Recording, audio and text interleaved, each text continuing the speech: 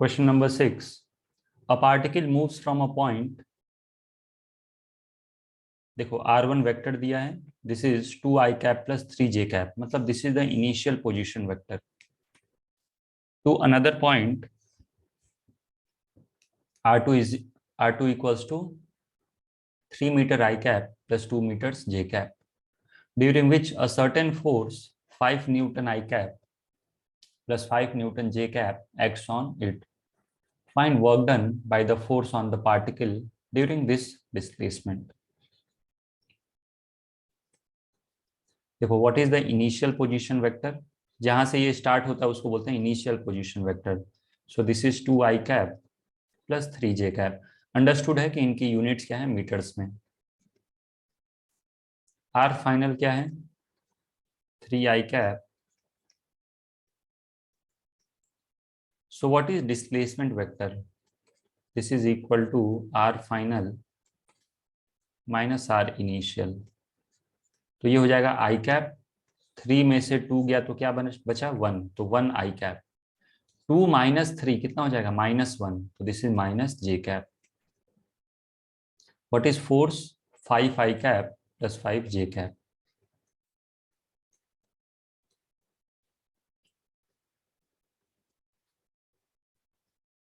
So what is work done. Work done क्या होता है, एफ डॉट डेल्टा आर. अगर जो आई कैप जे कैप में अपने को वेक्टर पता है तो डॉट प्रोडक्ट करना बहुत ही आसान होता है. कैसे करते हैं, आई के साथ आई मल्टीप्लाई करते हैं, तो दिस इज 5 इंटू 1 प्लस जे के साथ जे मल्टीप्लाई करते हैं. तो एक तरफ जे कितना है -1, दूसरी तरफ क्या है 5.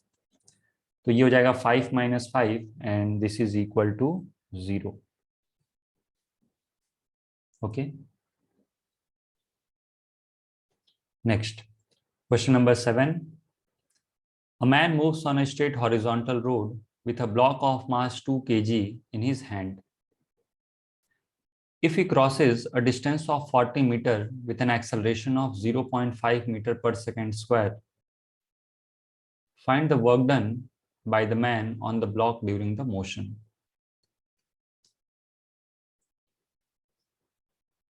देखो यहाँ पे इनिशियल वेलोसिटी 0 नहीं दे रखा है. ओके, तो यदि मैन का एक्सेलरेशन कितना है 0.5 मीटर पर सेकेंड स्क्वायर, तो क्या ब्लॉक का भी acceleration 0.5 metre per second square होगा. Okay, so acceleration of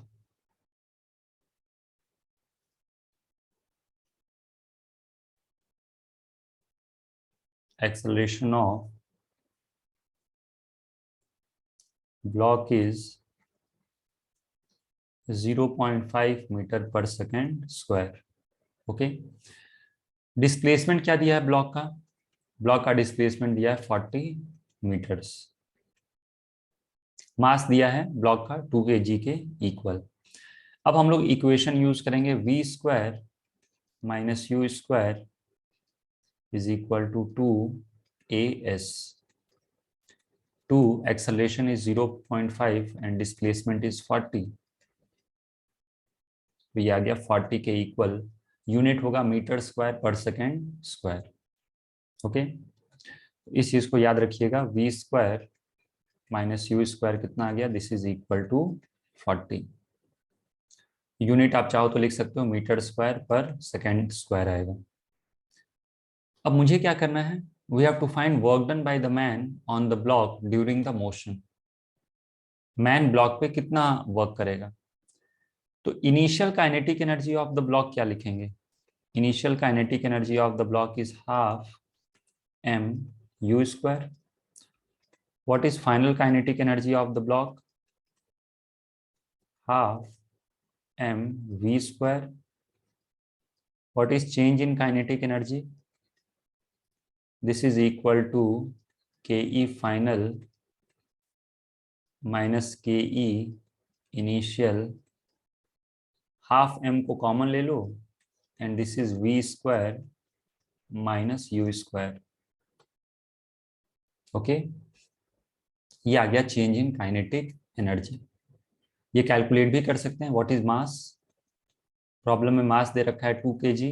v square minus you square अभी ऊपर कैलकुलेट किया था, देखो यहाँ पे V square minus you square is equal to 40, so this is 40। तो ये कितना आ गया 40 जूल्स। अब याद रखना कि ये जो आपने निकाला this is change in kinetic energy. अब देखो this is the block,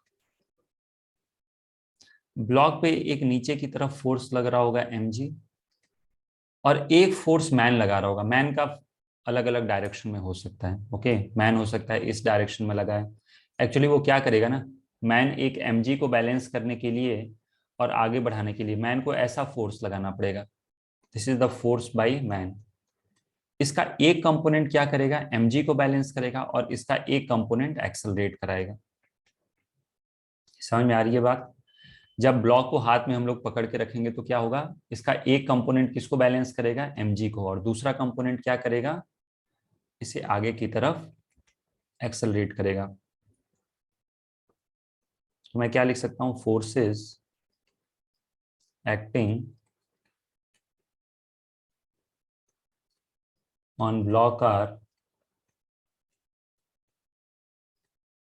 mg and force due to man, या फिर force by man, this is equal to Fm। Okay, तो work done by all the forces, work done by all the forces, क्या ये कुछ ऐसा होता है, this is equal to change in kinetic energy.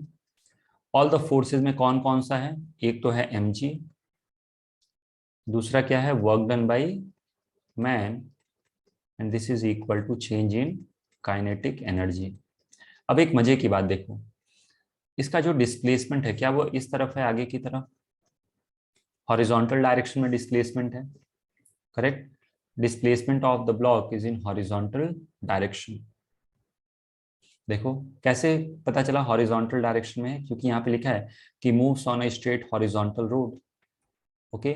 और mg किधर लगता है, vertically downward, so this is the displacement, sorry. तो क्या मैं बोल सकता हूं कि mg और डिस्प्लेसमेंट एक दूसरे के परपेंडिकुलर हैं, therefore work done by gravity will be equal to 0। this implies work done by man will be equal to change in kinetic energy, और ये कितना हो जाएगा, this will be equal to 40 joules। Okay, next, a force F is equal to a plus bx acts on a particle in x direction where a and b are constant. Find the work done by this force during displacement from x is equal to 0 to x is equal to d। तो देखो जो force है वो किस direction में लग रहा है, x डायरेक्शन में, करेक्ट। कुछ नहीं मेंशन किया है तो हम लोग पॉजिटिव डायरेक्शन अज्यूम करके चलते हैं। तो F is equal to a plus B X I cap, correct. अब देखो ये जो फोर्स है ना ये वेरिएबल है, this force is not constant, तो आप F dot delta directly use नहीं कर सकते, ओके।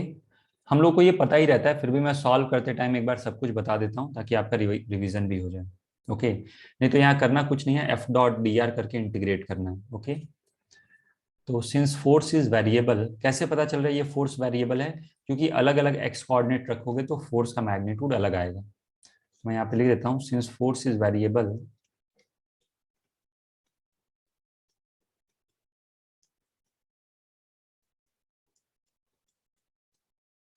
we cannot use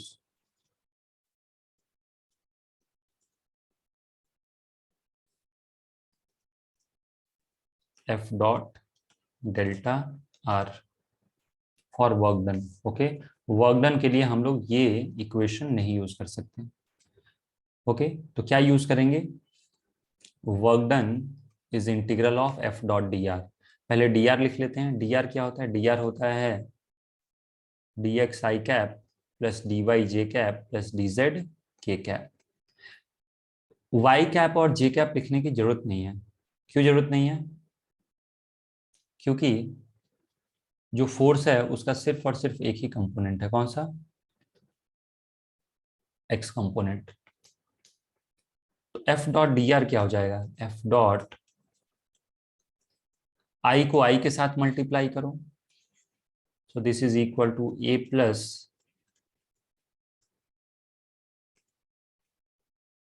समझ में आ रहा है। और जे कंपोनेंट तो यहाँ पे है नहीं, तो आप अज्यूम कर सकते हो कि फोर्स का जे कंपोनेंट जीरो है, तो ये जो टर्म होगा ये जीरो आ जाएगा। ये क्या हो गया, this is D W. So what is work done, work done will be integral of D W, this is A plus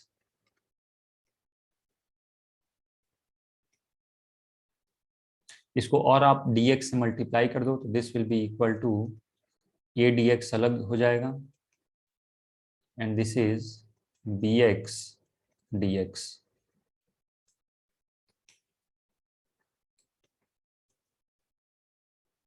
so what is, देखो a तो कांस्टेंट है, तो आप लिख सकते हो कि a आ गया इंटीग्रेशन के बाहर।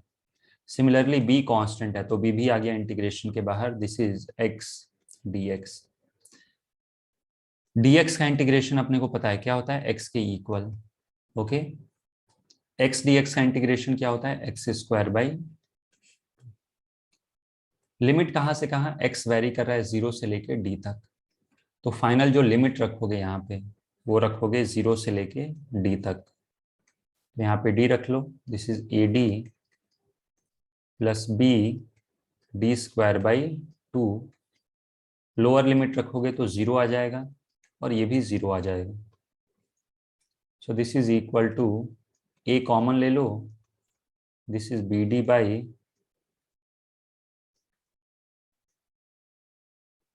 ओके। दूसरा मेथड क्या हो सकता है इसका, अच्छा ये दूसरा मेथड हमेशा काम नहीं आएगा, ये सिर्फ तभी काम आएगा जब फोर्स लीनियरली वेरी कर रहा है। ओके, जो फोर्स आप देख रहे हो ना, फोर्स वेरीज लीनियरली, कैसे पता चल रहा है इसका लीनियर वेरिएशन हो रहा है, क्योंकि f के पावर इधर 1 है और x के पावर 1 है, तो इसको बोलते हैं हम लोग लीनियर वेरिएशन। तो since force is varying linearly, linear variation नहीं होगा तो आप एवरेज नहीं लिख पाओगे ढंग से। ओके, तो since force is varying linearly,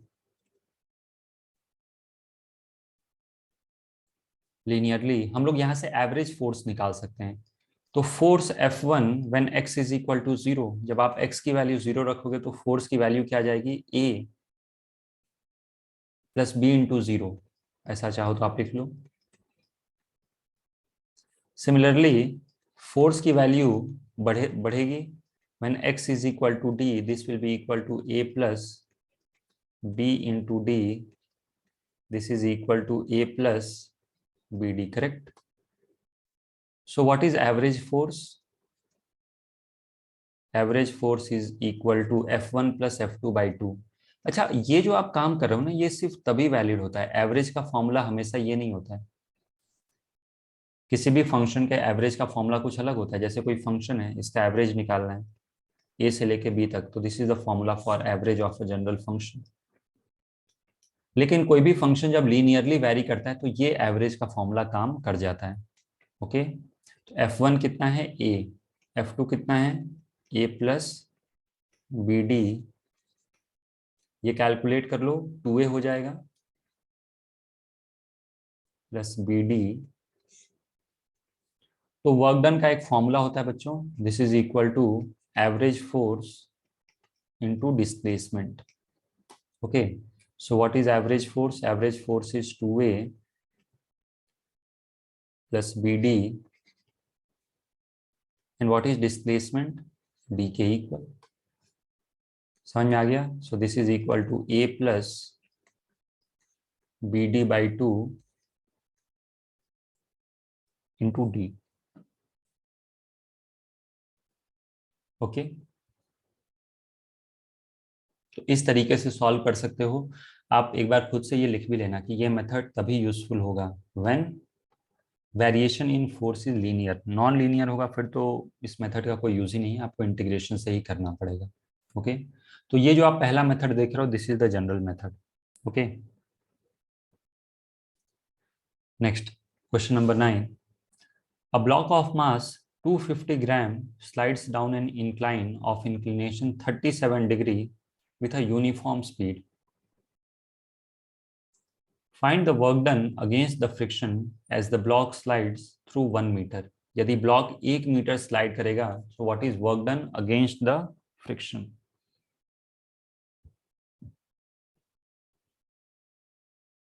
मतलब यहाँ पे फ्रिक्शन के अगेंस्ट कितना वर्क कर रहे हैं हम लोग. जितना फ्रिक्शन नेगेटिव करेगा उतना ही उसके अगेंस्ट हम लोग नेगेटिव वर्क करेंगे. करेक्ट. तो सबसे पहले मैं यहाँ पे इंक्लाइन प्लेन ड्रॉ कर देता हूँ.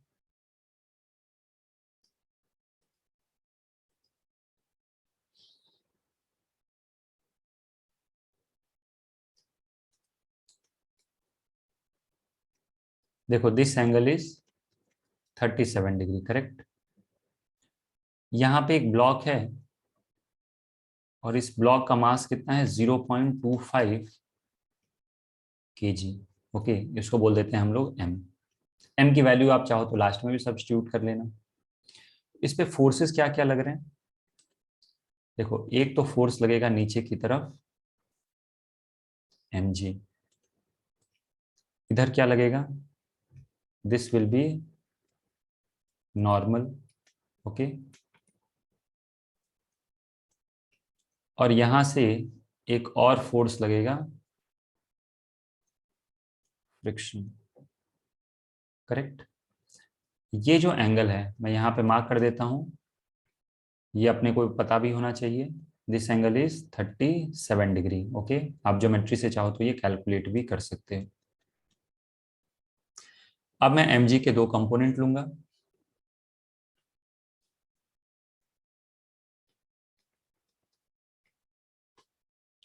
तो mg का एक कंपोनेंट कितना आ जाएगा इस तरफ.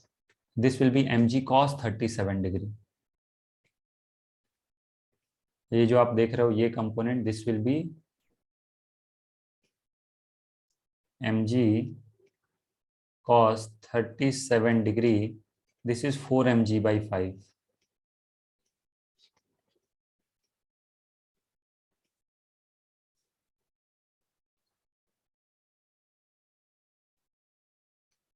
ये कंपोनेंट कितना है. This is mg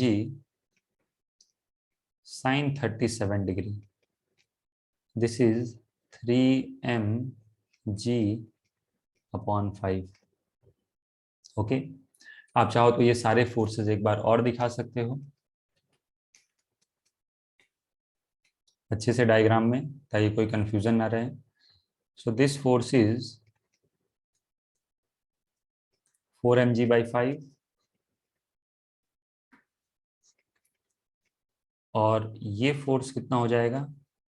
this will be equal to 3mg/5. अब क्वेश्चन में एक चीज मेंशन किया गया है. क्या मेंशन किया गया है कि the block moves with uniform speed. ये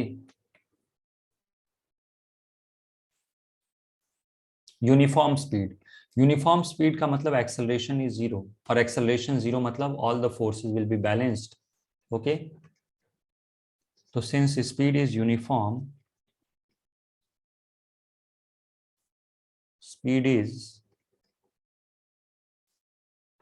uniform, this implies acceleration is zero. तो क्या मैं बोल सकता हूं कि 3mg फ्रिक्शन के इक्वल हो जाएगा. So therefore friction is equal to 3mg/5. Okay. So what is work done against the friction. तो सीधा सीधा आप ये लिख सकते हो कि मैग्नीट्यूड ही निकाल लो. वर्क डन बाय फ्रिक्शन कितना है. ओके. तो मैं पूरा लिखूं क्या. मैं पूरा लिख देता हूं. वर्क डन बाय फ्रिक्शन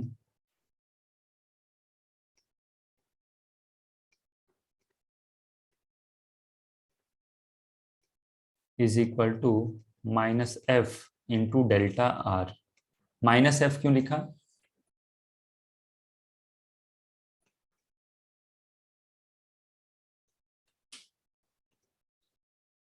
देखो यहां पे क्या होगा.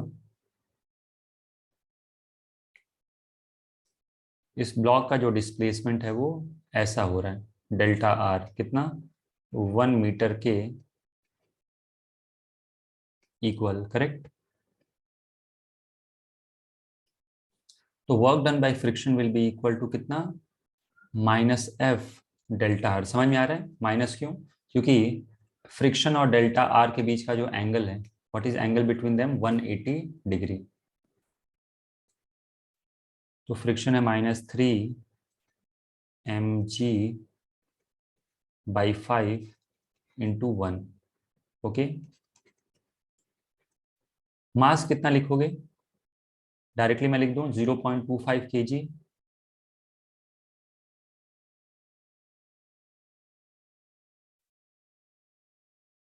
जी की वैल्यू क्वेश्चन में मेंशन किया है क्या? हमें क्या लेना चाहिए? मेंशन नहीं किया है, तो अपने को लेना चाहिए तो 9.8।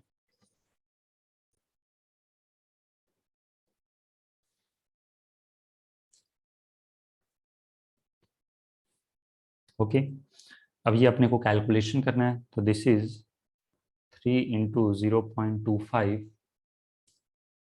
into 9.8 divided by 5, so this is 1.47।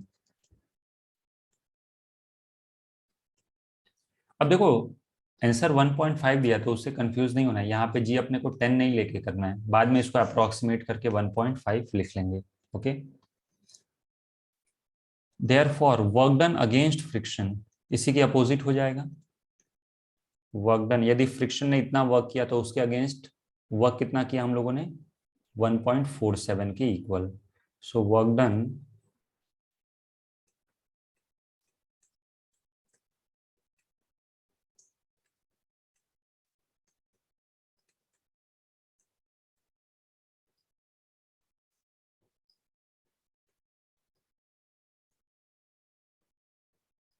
ये जो आप देख रहे हो this is equal to 1.5 joule. Okay,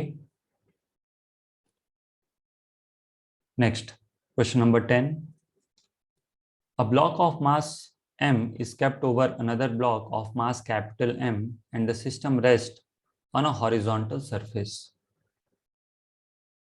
जो सिस्टम है ये कहाँ पे रेस्ट कर रहा है, एक हॉरिजॉन्टल सरफेस पे। सरफेस के बारे में अभी तक तो कुछ नहीं बोला है कि ये सरफेस स्मूथ है कि रफ है। आगे पढ़ते हैं।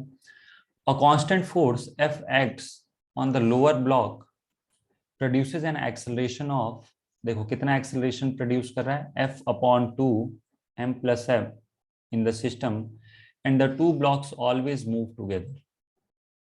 तो यहाँ पे एक्सेलरेशन कितना प्रोड्यूस हुआ, एक्सेलरेशन प्रोड्यूस हुआ F/2m+m।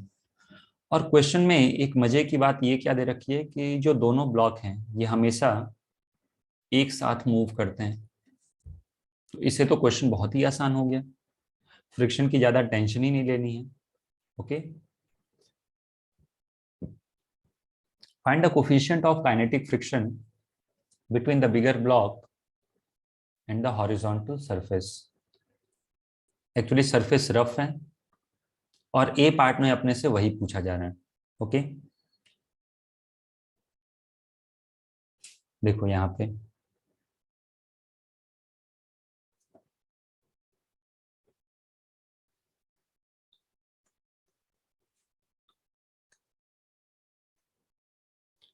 चलो ए पार्ट सॉल्व करते हैं। क्योंकि दोनों ब्लॉक एक साथ मूव कर रहे हैं, दोनों का एक्सेलरेशन सेम है, तो we can treat the both blocks as a single block system। तो since there is no relative motion, since there is no relative motion between the blocks,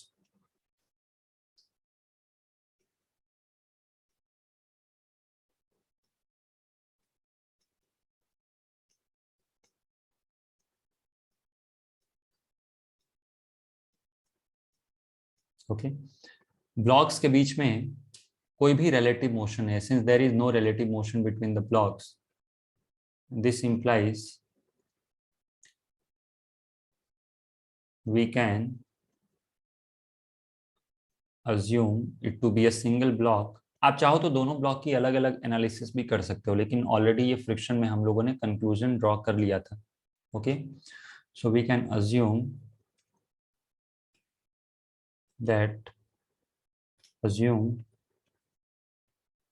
both blocks as single block.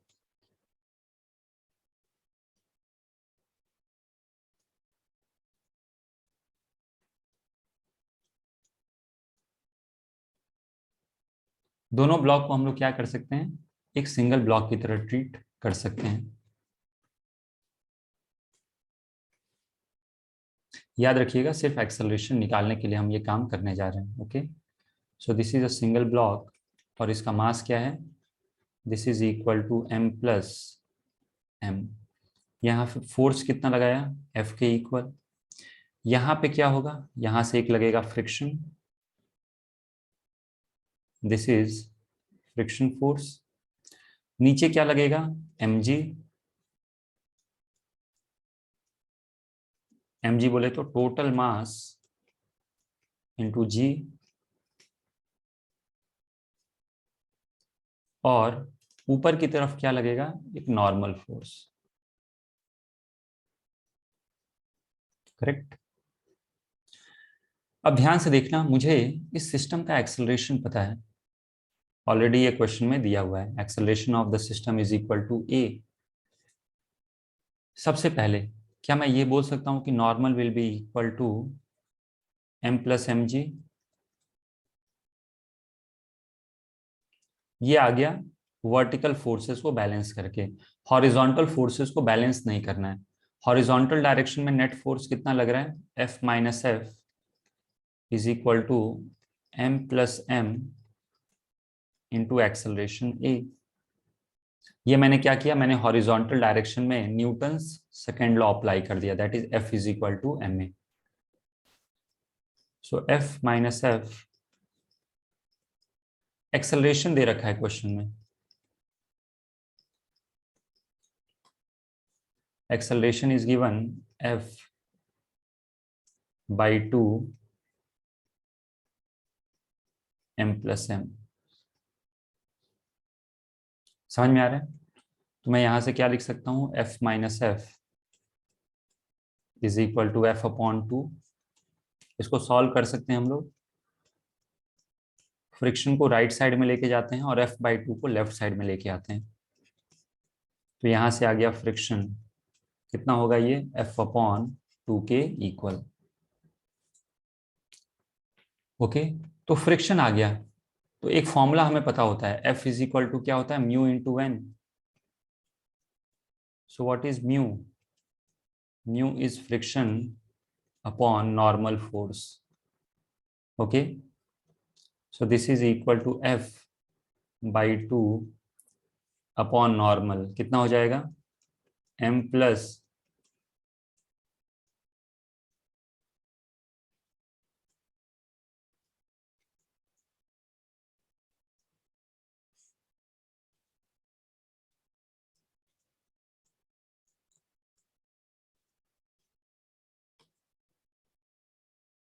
Okay. तो ये पहला part आ गया। Next second part क्या है, find the friction force acting on the smaller block. Already ऐसे problem हम लोग friction में सॉल्व कर चुके हैं। देखो वो क्या रहा है, this is the rough surface,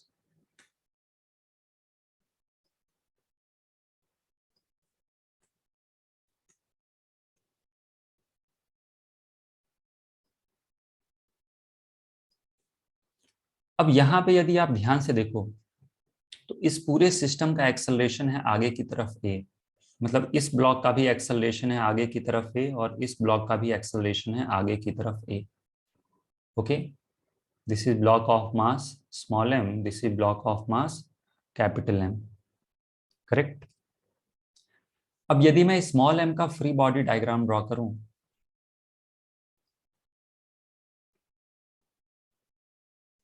तो नीचे क्या लगेगा, mg, स्मॉल m का फ्री बॉडी डायग्राम ड्रॉ कर रहा हूं, और ऊपर क्या लगेगा, एक नॉर्मल फोर्स n1, और ये कर लेंगे एक दूसरे को बैलेंस। ओके, तो अब क्वेश्चन है कि ये स्मॉलर ब्लॉक आगे क्यों मूव कर रहा है, क्योंकि फोर्स तो हमने इस पे लगा के रखा है। करेक्ट, समझ में आ रहा है मेरा क्वेश्चन? एक्चुअली फोर्स हमने इस ब्लॉक पे लगा के रखा है, आप चाहो तो ऐसे दिखा दो, इस ब्लॉक पे फोर्स एफ लगाया है और इन दोनों का एक्सेलरेशन है आगे की तरफ। एक दूसरे डायग्राम में मैं ये मार्क कर दूं।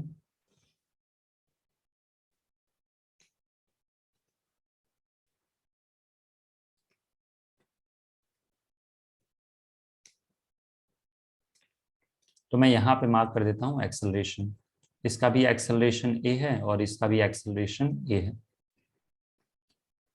तो अपने को ये तो समझ में आ रहा है कि लोअर ब्लॉक आगे जाएगा, ये स्मॉलर ब्लॉक आगे क्यों जाएगा? तो एक्चुअली ये स्मॉलर ब्लॉक आगे इसलिए जाएगा क्योंकि यहाँ पे एक फ्रिक्शन फोर्स लगेगा इस पे। समझ में आ गया? और यही हमें कैलकुलेट करना है। क्या इसका आगे की तरफ एक्सेलरेशन ए है? यस। तो यदि मैं न्यूटन सेकेंड लॉ अप्लाई करूं तो फ्रिक्शन क्या आ जाएगा? Mass into acceleration. एक बार फिर से समझो, ऑलरेडी फ्रिक्शन में हमने ऐसे सम सॉल्व कर रखे हैं। ये सरफेस रफ है, ये भी सरफेस रफ है। मुझे क्या करना है? मुझे फाइंड करना है कि यहाँ पे कितना फ्रिक्शन डेवलप होगा या फिर इस स्मॉल एम पे कितना फ्रिक्शन लगेगा। मुझे ये पता है दोनों का एक्सेलरेशन कितना है। मैंने क्या किया? स्मॉल एम का फ्री बॉडी डायग्राम ड्रॉ किया और फिर मैंने सोचा कि ये स्मॉल एम आगे क्यों जाएगा। तो फिर अपने को समझ में आया कि जरूर फ्रिक्शन लगेगी, फ्रिक्शन ही इसे एक्सेलरेट करेगा। न्यूटन सेकेंड लॉ लगा दिया, F is equal to M A, ये अपने को पता है।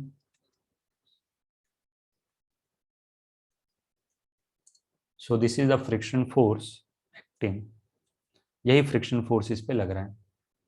Okay, next C part, find work done by the force of friction on the smaller block by the bigger block during the displacement D of the system. देखो हमें किसका work done निकालना है? Force of friction. कौन सा friction? जो smaller block पे लगा bye the bigger block. Actually ये जो आप फ्रिक्शन देख रहे हो ना बच्चों, ये किसने लगाया? This is friction force by the smaller block on the bigger block, यही है वो friction force. This is friction force by smaller block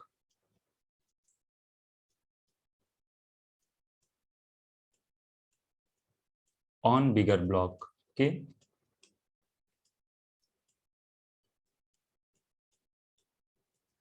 तो मुझे इसी फ्रिक्शन का क्या करना है? वर्क डन फाइंड करना है। कर सकते हैं हम लोग।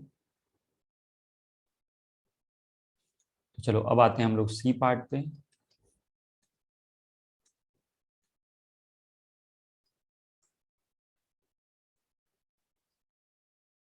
इस पे फ्रिक्शन फोर्स लग रहा है आगे की तरफ और इसका डिस्प्लेसमेंट भी आगे की तरफ हुआ डी। तो कहानी खत्म। What is work done? Work done is equal to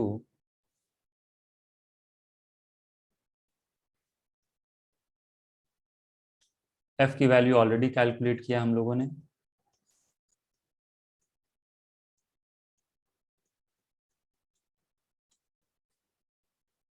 okay, तो यही आंसर आ जाएगा।